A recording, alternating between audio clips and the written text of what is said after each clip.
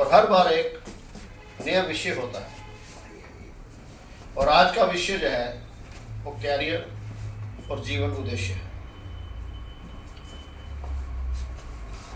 आज से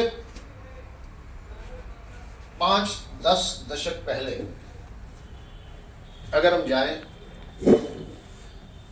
तो हमारे परिवेश के अंदर कैरियर नाम का शब्द नहीं था और जीवन उद्देश्य भी बहुत सिंपल था। जो मिला उसी को खा लिया, कुछ भक्ति करी, कुछ भजन गाए और जैसा परिवेश में हुआ रह लिया। कैरियर का कहीं पर भी हमारे जहन में उस बात का नहीं था और जीवन उद्देश्य भी खास नहीं था। मगर जब आजादी हुई तो जब हम सैकड़ों वर्ष गुलामी के बाद हमें को जो भी हमारे उस समय के पढ़े लिखे नेता थे, जो स्वतंत्रता सेनानी भी रहे, उन सब ने बैठकर एक डिसीजन लिया कि अब हमें अपने राष्ट्र के लिए फौज की अपनी आवश्यकता है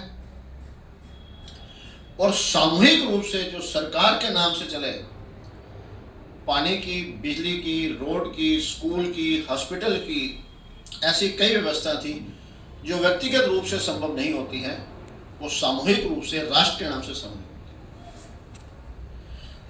तो उस समय के लोगों ने जो थे एक डिसीजन लिया। जो उस समय के पढ़े लिखे लोग थे, कोई नौकरी करने को तैयार नहीं था, तो उन्हें सुविधा देने के लिए, चाहे वो फौज में थे या सरकारी नौकरी में थे, तो कुछ सुविधाएं उन्हें दी गई। एक लालच भी दिया गया कि आपकी नौकरी जो है कम से कम 40 वर्ष तक आप कार्य करेंगे, आपको निकाला नहीं जाएगा। उसके साथ साथ आपको तनख्वाह, सैलरी तो मिलेगी ही, पर उसके बाद जब रिटायर हो जाएगा पेंशन भी मिलेगी। आपके स्कूल के बच्चों के लिए स्कूल की फीस भी दी जाएगी और मेडिकल सुविधा भी दी जाएगी। ये सरकार ने सिर्फ उन चंद लोगों के लिए सुविधा दी थी, बाकी किसी भी भारतीय के लिए सुविधा नहीं थी। ये उस समय की लिए आवश्यकता थी।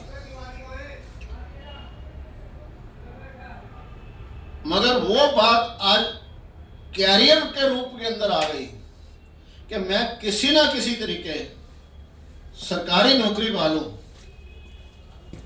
और सरकारी नौकरी पाना ही जीवन उद्देश्य बन गया। यह मानव फिर भ्रमित हो गया।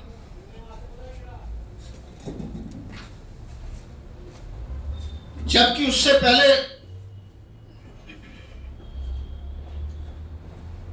जो एक बड़े काम करते थे, परिवार का काम बड़े का था, शू मेकर का था, राजमिस्त्री का था और कई प्रकार के कारीगर के काम थे, कपड़ा बुनना, तो उन घर के परिवार के सदस्यों को सहज ही उसका ज्ञान मिल जाता था। वो उसमें निपुण थे, मगर वहां शिक्षा का अभाव था। इस वजह से उन्होंने प्रगति नहीं करी, उन्नति नहीं करी। उनकी आर्थिक अवस्था जो है सुधर नहीं पाई। तो शिक्षा का अभाव होने से वो प्रगति नहीं कर पाए। पर आज की जनरेशन जब शिक्षा मिल गई तेरे को, वो भ्रमित हो गया कि वो काम नहीं करेगा, वो अनएम्प्लॉयड की लाइन में लग गया। ये बहुत बड़ी गलती कर रहा है मानव। मेरा सभी उन नौजवान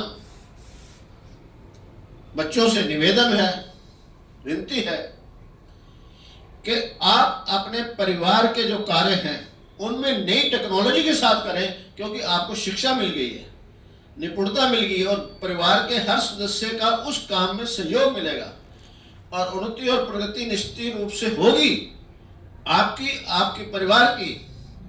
मगर अनजाने में आप राष्ट्र के लिए भी काम कर रहे हैं क्योंकि जो पढ़ा लिखा है, सरकारी नौकर है या कहीं नौकर है, वो कुछ काम नहीं कर सकता, वो स्कीम बना सकता है।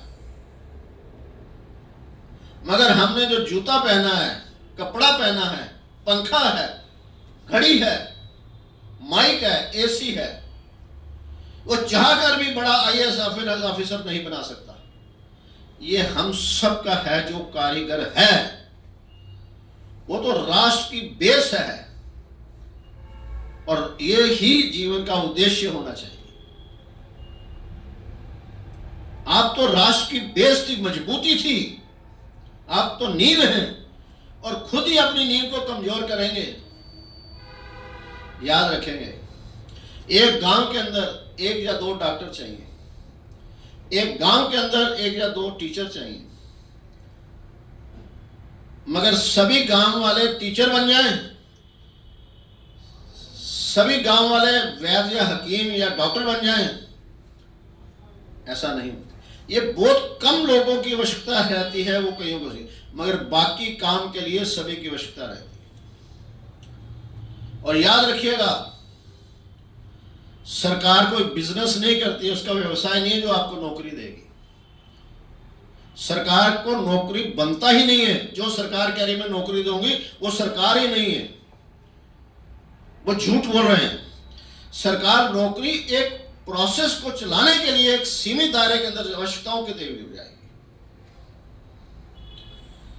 और उसी को देखने के बाद हम 90%, 95%, 98% लेने जा रहे हैं। और मैं अपने व्यक्तिगत अनुभव से कह सकता हूं, मेरे पास लोग रोज आते हैं जो जितना पढ़ा हुआ है, जितने अच्छे नंबर ले आए, वो जीवन में अंदर कामयाब नहीं हुआ, वो एक सीमित दायरे के अंदर ही रह गया। मैं सभी बच्चों से कहता हूं, जो 95% रहेगा वो यकीनन कामयाब नहीं होगा। शिक्षा जो है, कोई भी कामयाबी की गारंटी नहीं है। कामयाबी होने के लिए, प्रोसेस के लिए, वो एक साधन है। और जो 70%, 80% लेते हैं, मैं हर बच्चे को कह रहा हूं, नंबर पे मत जाओ, तू जो पढ़ रहा है इतने ध्यान से पढ़ कि जब तू उसके बाद अपनी उम्र में आएगा, 25 साल के अंदर जब काम करेगा, तो तेरी कारीगरी, तेरी निपुणता तेरे को काम देगी, कामयाबी देगी। तेरे को एक पढ़ाई डिग्री, नौकरी तो दे सकती है, पर कारीगर नहीं बना सकती। अगर तू कारीगर है, पढ़ाई तेरे को कामयाबी के लिए सपोर्ट कर सकती है। हम सभी यहां बैठे हैं, सभी अपने आप से प्रश्न करें, 30 साल के बाद उसने 90% लिए, 95% लिए या 50% लिए, कहीं उसको जीवन के अंदर डिग्री की आवश्यकता है, या वो कामयाब हुए जिनके उसमें निपुणता में कारीगरी थी।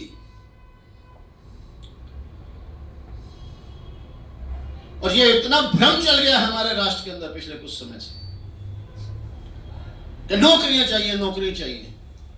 अरे नौकरी देने वाले बनो, नौकरी देने वाले बनो, नौकरी देने वाले। जो नौकरी के पीछे भाग रहा है, वो व्यक्तिगत रूप से अंदर से कमजोर है, यकीनन कमजोर है, क्योंकि वो सेफ्टी चाह रहा है कि मैं कामयाब नहीं हो सकता, रिस्क नहीं ले सकता, एक बार नौकरी मिल जाएगी, मेरा जीवन सफल हो जाएगा। नौकरी सीमित के लिए, सरकारों को बनाने के लिए पर सीमित लोगों की आवश्यकता है। किसी भी बिजनेसमैन का कामयाब हुआ है, वो अपनी मेहनत से, डे टू डे इन्वेंशन से, और सभी तरह सजग रहकर, सभी से बातचीत कर अपनी मानसिकता को डेवलप किया उसने, और इन्वेंशन करी। हाँ, ये आवश्यक है कि साइंटिस्ट बनाने, नई R&D करनी है। उन लोगों के लिए सरकार की जरूरत है। सरकार उन लोगों को देती है फैसिलिटीज। और आज कितना गलत हो गया काम, नेता भ्रष्ट है या राष्ट्र की सेवा के अंदर है, कितना अच्छा क्यों ना हो और कितना बेईमान क्यों ना हो, उसे हर 5 साल के बाद जनता के पास जाना होता है। और वे व्यापारी, एक दुकानदार को हर साल अपनी बैलेंस शीट को देखकर अपनी प्रगति के ऊपर ध्यान देना पड़ता है। मगर ये कैसी है व्यवस्था, एक टीचर को नौकरी दे दी 40 साल तक करेगा, एक बैंक एम्प्लॉय दे दिए 40, उसको भी 10 साल बाद दोबारा अगर करेंगे तो कोई भी सरकारी नौकरी डालने में अपने डेवलप कर पाएगा, वरना उसे 10 साल के बाद निकाल दिया जाना चाहिए। ये कमजोरी है उन लोगों की जो अपने आप को सिक्योर मानते हैं, और यही कारण है कि सरकार के कुछ लोग ही सही काम कर रहे हैं, ज्यादातर नहीं करते। भ्रष्टाचार हो रहा है क्या? क्या व्यापार ने आपस में भ्रष्टाचारी करे? सड़क पे ट्रैफिक चल रहा, कहां भ्रष्टाचारी हो रहा है? सभी अपनी अपनी गाड़ी को एक दूसरे से ध्यान से चल रहे हैं। ये जिसको गारंटी देगी है कि मेरे को कोई हिला नहीं सकता, ये भ्रष्टाचार है। हिंदुस्तान में अगर कोई भ्रष्टाचार है तो तुम जैसे 40 साल के लिए पूरी नौकरी दे दी, इससे बड़ा भ्रष्टाचार नहीं है दीदेवार के अनुसार। हर 10 साल बाद हम जिसको नौकरी देते हैं उसे एक प्राइवेट फैक्ट्री के अंदर वो काम नहीं करता, निकाल दिया जाता है। अगर वो इंटेलिजेंट है, वो 10,000 से दूसरी कंपनी उसे 50,000 दे देती है, उसकी काबिलियत के ऊपर देती है। 1-1 करोड़ 2-2 करोड़ के पैकेज आज मिल रहे हैं प्राइवेट के अंदर। किसको मिल रहे हैं? जिसने अपने आप को प्रूफ करा है। उसमें एजुकेशन इतना काम नहीं कर रहा, पर उस एजुकेशन से उसने अपने आप को एजुकेट करा है, और उस एजुकेट से उसने R&D करी है, नए नए प्रोसेस। आज हमारे गांवों के अंदर YouTube के पर ऐसे ऐसे गांव के लोग, बच्चे जो हैं वो 8वीं 10वीं पढ़े हैं, उम्र उनकी ज्यादा नहीं है 15, पर इनोवेशन कर रहे हैं। किसी ने गाड़ी को कैसे चलाया, किसी ने साइकिल को कैसे बना दिया, वो रोज आते हैं। हाँ, सरकार उनको इन्वेस्ट करे, उनको सपोर्ट करे। मीडिया का काम ये नहीं है कि नेगेटिव और नेगेटिव दिखाना। मीडिया का काम, अगर जो मीडिया नेगेटिव दिखा रहा है उसको देखना बंद कर दो। मीडिया का काम है जो पॉजिटिव पहले दिखाए, फिर उसमें सुधार के लिए क्या नेगेटिविटी है, उसमें क्या सुधार हो सकता है, ये मीडिया का काम है। मैं अपने व्यक्तिगत रूप से कहता हूं,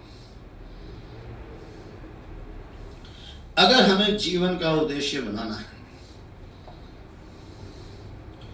तो कैरियर जीवन का उद्देश्य होना चाहिए। मैं एक परिवार में रह रहा हूं, एक बिल्डिंग में रह रहा हूं, और आस पड़ोस है, ऑफिस है, सड़क पे चलता हूं, बस में जाता हूं, ट्रेन में जाता हूं, ये समाज के साथ रहता हूं। मेरा समाज के प्रति उस समय क्या उद्देश्य है, ये मेरा जीवन का उद्देश्य होना चाहिए। एजुकेशन ही मेरा जीवन उद्देश्य है, यह भ्रमित है। एजुकेशन आवश्यक है मेरे जीवन के प्रगति के लिए, उन्नति के लिए, मगर एजुकेशन ही जीवन हो जाए या नौकरी ही जीवन हो जाए, यकीन मानिएगा वो भ्रमित है, पूर्ण रूप से भ्रमित है, और कहीं अंदर से उसमें रिस्क लेने की ताकत कम है, इनोवेशन नहीं करते। और हमारी भारतीय संस्कृति के अंदर जो सरकारी तंत्र है वो तो किसी भी प्रकार से सही नहीं।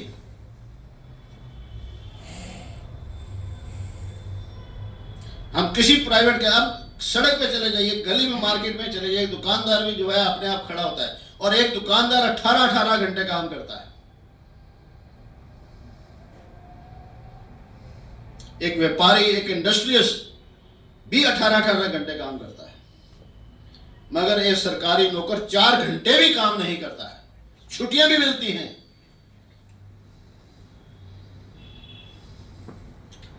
तो मैं सरकारी नौकरी वालों को कमजोर मानता हूं। हाँ, तुम्हारी एजुकेशन है, उसके ऊपर तुम्हारा सरकारी नौकरी पाने का उद्देश्य अगर होना चाहिए कि मैं R&D करूंगा, फैसिलिटी करूंगा, नई नई इनोवेशन करूंगा, क्योंकि व्यक्तिगत रूप से नहीं है, सरकार से सहयोग मिलेगी, सरकार को प्रेरित करूंगा अपनी एजुकेशन से कि सरकार इसको करे। सामूहिक रूप से जो काम किया जाता है उसमें सरकार का उद्देश्य, व्यक्तिगत रूप से नहीं।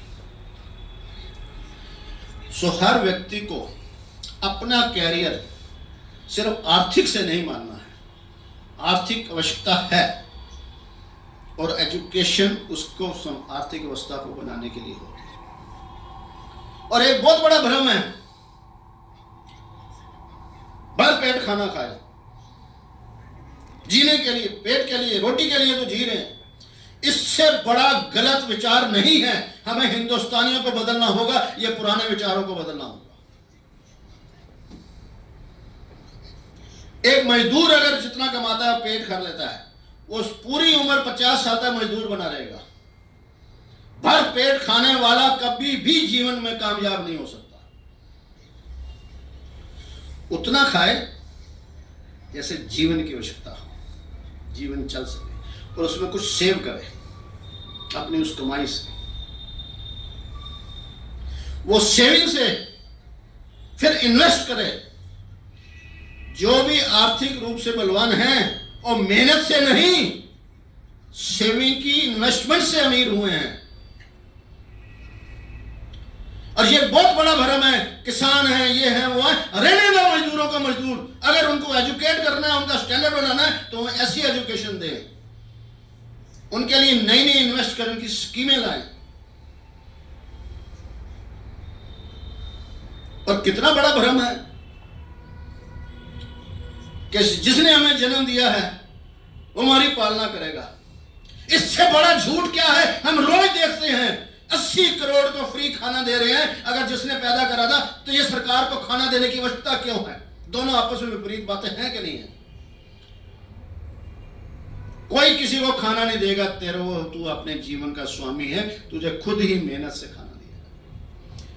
हाँ, वनों के अंदर रहते थे तो जो भी मिला कंदमूल तो खा लिया, पर जीवन का उद्देश्य नहीं था। एक पशु की भांति रहते थे।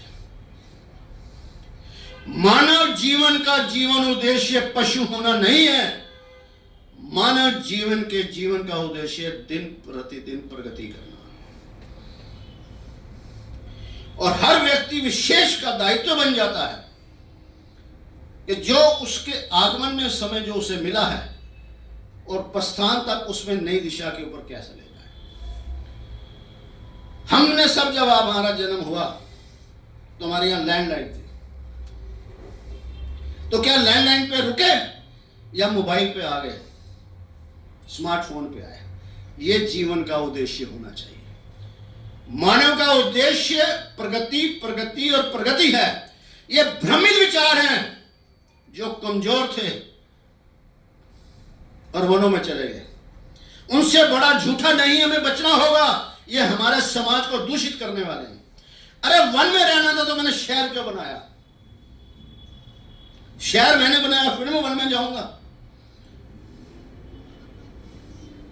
हमें जीवन के उद्देश्य को समझना होगा। ये कैरियर है। हाँ, आर्थिक संबद्धता भी आवश्यक है, पर आर्थिक संबद्धता ही कैरियर हो, यह किसी भी प्रकार से उचित नहीं। मैं अपने जीवन के व्यक्तिगत रूप से भी देखा है, जो भी पैसा हुआ उसको कुछ सेविंग करी, कुछ इन्वेस्ट करी। और आज मैं कुछ काम नहीं करता, और जब मैं मेहनत करता था इतना नहीं कमाता था। बगैर मेहनत के कमाई ज्यादा है, क्योंकि मैंने प्रॉपर इन्वेस्टमेंट करी थी। ये जीवन का उद्देश्य, इसको कैरियर कहते हैं।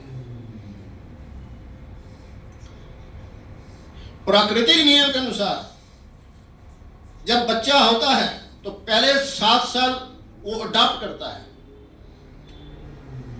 उसे सिखाना नहीं पड़ता। जो देखता है वहां के भाषा भूषा, जिस परिवार में आता है, जिस परिवेश में आता है, भजन भोजन जैसा भी है, वो उसको अडॉप्ट कर लेता है। अगले 7 साल उसे सिखाया जाता है, स्कूल में जाता है, कुछ पढ़ाया जाता है, मर्यादा सिखाई जाती है, ये वो कर, ये करो। और फिर 2-14 हो जाते हैं, 2-7 हो जाते हैं, फिर प्रगति उसके जीवन में बदलाव के लिए अपनी एंट्री करती है। जो लड़की है वो मां के गुण उसके शरीर में पैदा होने शुरू हो जाते हैं, बदलाव आता है। और जो लड़का है उसका पिता बनने के गुण उसमें बनते हैं। और ये तीसरा 7 साल ही अभिभावकों के लिए बहुत प्रिकॉशन वाला होता है। स्कूल टीचर, अड़ोस पड़ोस और माँ बाप, उस बच्चे को बनाए। मगर आज मानव की इतनी तरक्की जो है ज्यादा होने से मोबाइल के अंदर बहुत कुछ उसे मिल रहा है, तो मिलने को हम बाहर को रोक नहीं सकते। उसे कहे जैसे गर्मी है तो हम गर्मी से लड़ते हैं, सर्दी है सर्दी से लड़ते नहीं, हम उसका इस्तेमाल करके अपना रास्ता निकालते हैं। हमने पंखा चला लेते हैं, एसी चला लेते हैं, सर्दी है तो स्वेटर पहन लेते हैं। उसी प्रकार बच्चे को ये इंफॉर्मेशन मिलेगी, पर हम कितने एजुकेट हैं उसे कहते हैं, उसे एजुकेट करना है, उसे कौन सी प्रोटेक्शन देनी है, रिजेक्शन नहीं करनी है। अगर हम अपने दायित्व को अभिभावक करेंगे तो फिर बच्चा जो है 21 साल बाद अपनी जिम्मेवारी निभाने को हो जाता है। वो परिवार की भी जिम्मेवारी निभा लेगा, आर्थिक रूप में भी संपन्न हो जाएगा। ये 3 साथ जो है हमारे अभिभावकों की जिम्मेवारी है। ये अभिभावकों का जीवन उद्देश्य होना चाहिए, और फिर उसी बच्चे का कैरियर भी इसके ऊपर डिपेंड करेगा। जैसा जैसा हम चाहें वैसा वैसा हो, ऐसा संभव नहीं होता है। मगर जैसा जैसा हो रहा है वैसा वैसा स्वीकार कर ले, ये संभव है। और जैसे ही मैं स्वीकार करता हूं किसी भी परिस्थिति को, तो मैं सहज होता हूं। सहज होते ही उसमें कमी है और सुधार करने की क्षमता मुझ में आ जाती है। और यही कारण है मैंने अपने जीवन का कैरियर सिर्फ आर्थिक नहीं, मेरा शरीर रूप स्वस्थ रहे, मेरा परिवार के अंदर तालमेल बैठा रहे, मेरे मित्र के साथ सद्भाव बना रहे, ये मेरा कैरियर होना चाहिए। और यही कैरियर जीवन उद्देश्य बन जाता है। सो कैरियर में आज नौजवान पीढ़ी से फिर एक बार कहना चाहता हूं कि नौकरी के पीछे मत भागो, आप अपने आप को संपन्न करो। आज तो नए नए विषय बन गए हैं। एक गांव का लड़का भी जो है स्टार्टअप खोल लेता है, आज घर के अंदर बैठ के भी वो काम शुरू कर सकता है ऑनलाइन। तुम में टैलेंट हो, अपने टेक्नोलॉजी के अंदर अपने को निपुण करें। ये टेक्नोलॉजी तुम्हारा कैरियर भी बनाएगी और जीवन उद्देश्य भी बनाएगी। पुरातन समय में नहीं था, वो एक मजबूरी थी। आज ये सुविधा कहीं दुविधा न बन जाए अगर हमने उसका सदुपयोग नहीं करा, और सदुपयोग करा तो सुविधा जो है हमारा कैरियर भी बनाएगी और जीवन उद्देश्य भी बनाएगी। अगर इस बात को जो भी आज इसके साथ जुड़े हुए हैं समझ रहे हैं, और आपको सही अगर लग रहा है, फिर भी इसमें कोई प्रश्न किसी का रह गया तो प्रोसीजर के अंदर दिया जाएगा। मैं अपनी वाणी को यहाँ विराम देता हूँ और फिर आपसे विनती करूँगा, रिक्वेस्ट करूँगा कि इसको लंबा ना करते हुए आप इसके अंदर प्रश्न करें, क्योंकि कईयों के मन में कई प्रश्न होंगे। धन्यवाद। तो अभी आपने सुरजीत सिंह दिदेवार जी ने जो कैरियर के बारे में गाइडेंस दिया है, अब जो है क्वेश्चन आंसर का सिलसिला शुरू हो रहा है, और दिदेवार जी आपके प्रश्नों का ऑनलाइन भी और फिजिकल भी जो लोग हैं उनके सवालों का जवाब देंगे।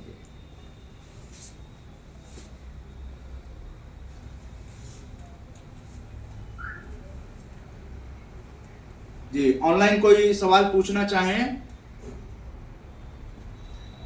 आपके मन में कोई प्रश्न है? पहले हम ऑनलाइन ले रहे हैं, तो जो भी जुड़े हुए हैं आप सवाल पूछ सकते हैं सुरजीत सिंह दिदेवार जी कैरियर और जीवन उद्देश्य पर, और गुजरात की यात्रा के बारे में उदय कुमार मन्ना जवाब देंगे, तो आप पूछ सकते हैं। दिदेवार जी तक आपकी आवाज पहुंच रही है, बोलिए।